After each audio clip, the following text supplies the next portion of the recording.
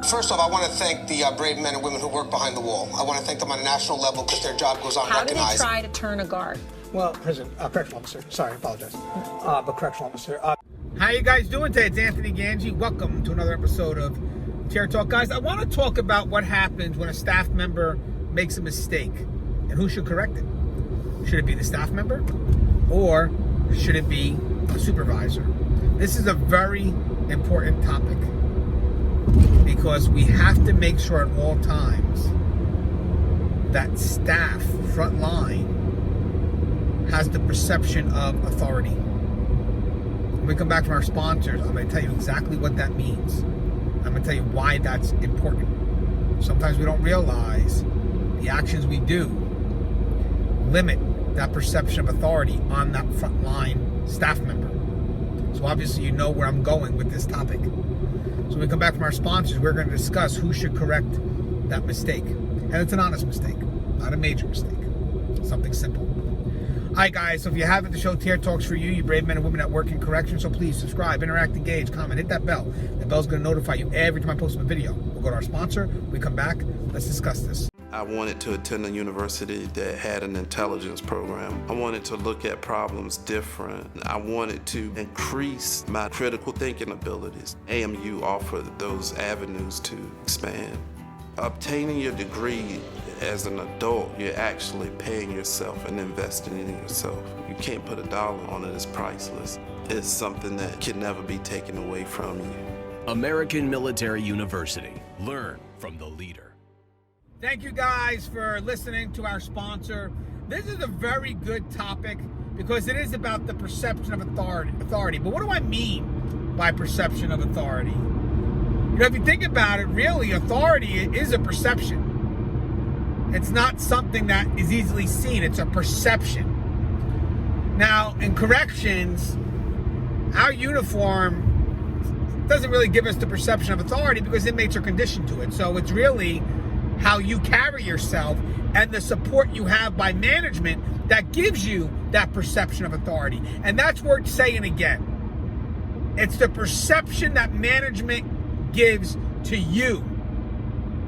The support they give to you that allows you or reinforces that level of authority. And inmates know that. Inmates are always looking to question that immediate level of authority. They want to circumvent that immediate level of control because that's direct control over them. And they will do whatever they can to circumvent that level of authority. Supervisors are going to be in a position to receive that. So when inmates are looking to circumvent that immediate level of authority, who are they going to go to? They're going to go to that supervisor. They're going to go to that supervisor in an effort to circumvent that front line's immediate level of authority. And that supervisor has to be aware that how they respond back to that is extremely important. Because one response is going to destroy that frontline staff's perception of authority. It's going to disenfranchise them. It's just not a good move. The other will reinforce that level of authority. Will make staff happy because they feel the support that they need to do the job that's expected of them. But again, that perception of authority comes from how management shows support to that front line, not allowing for inmates to circumvent. And that again will reinforce that perspective into the inmates, saying, hey, don't go around, don't circumvent. That's the person that's immediate level of authority to you. There's no reason for you to be going around and coming to me. Now, the wrong way to do the approach is to allow inmates to ignore that chain of command, and when given a no at that immediate level, to not show support. And guys, these are valid no's I'm talking about right now. It's not a mistake made, it's a valid no. You don't want inmates to be able to circumvent and go right to that supervisor because they're ignoring the chain of command. And when they ignore the chain of command, you're taking the power away from staff, front line. So you need to reinforce that by sending that inmate back to that officer. Hey, the officer gave you a no, the frontline staff gave you a no, it's a no. You know, I'm sorry. And if the inmate wants to question it, well, what does staff tell you? What does frontline say? You know, well, that's what it is. And that's great because it shows that you guys are in communication with each other. Frontline supervisors, frontline staff, and the inmates can't really divide you guys. But what happens if you make a mistake? What happens if frontline makes a mistake? Who should correct it, right? Should it be the supervisor or should it be that frontline staff? Who should be given the chance to correct it? And this is a concern that happens a lot. If by chance I give an inmate a directive, and let's say I'm wrong, but at that time, maybe that's the answer I have. Doesn't mean I can't change the no to a yes. We can always change a no to a yes. You can't change a yes to a no. But let's just say I made a mistake. But I'm here. I'm going to research the concern. I'm going to make sure that, you know, the concern is going to be addressed. I just want to give a no at first. Just a universal precaution.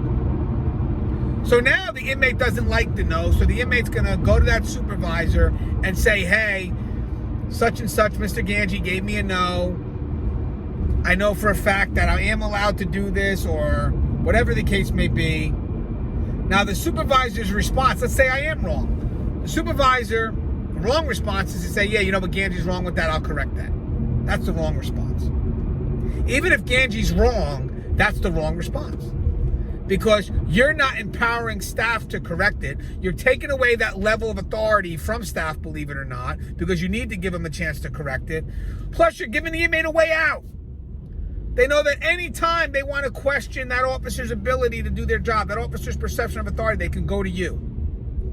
So here's the way to reinforce that.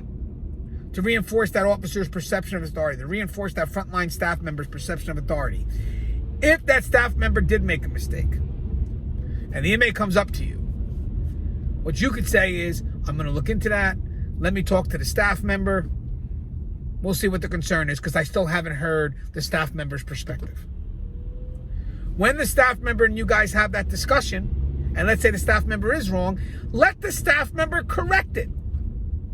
Let the staff member, you know, go out there, empower the staff member to go back to the inmate and say, hey, you know what? After further research, I was looking into it. This is what we can do. The staff member does not have to admit they're at fault, because they're not. Even if the no is not a valid no, the no makes sense because the staff is saying no for the time being. It's a no for now. Let me figure it out. And that's a good, understandable no. Because I don't want to say yes, because what if I'm wrong? So it's a no for now. So at that right time, that no is correct, because I have limited information. But if you sit there as a supervisor and you say, well, I'm going to go correct it, you tell that inmate, don't worry, I know the staff member's wrong, I'll correct it. You just took away that staff member's power. You took away that staff member's position and of authority. And that's not what you're supposed to do. You're supposed to support that perception. You are to do whatever you can to protect that perception of authority that staff needs to do their job, which means that if inmates go to circumvent it at every level, you have to think in your mind, well, how can I give that power back? Because that's what it is when an inmate circumvents. When they're circumventing, they're taking that power away from that front line. And your objective as management now is, how do I give that power back to that officer, that frontline staff? What can I do to reinforce that perception of authority? And again, it's empowering that front line.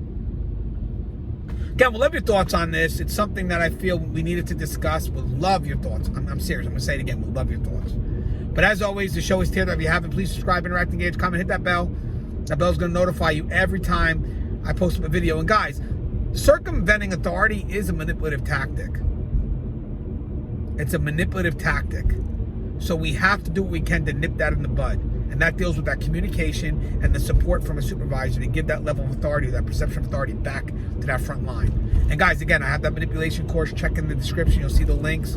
Great to take that course. It's a good course. It's very eye-opening. It will make you rethink all your interactions you have with the inmate population. Trust and believe. As always, guys, the show is Tier Talk. Stay safe.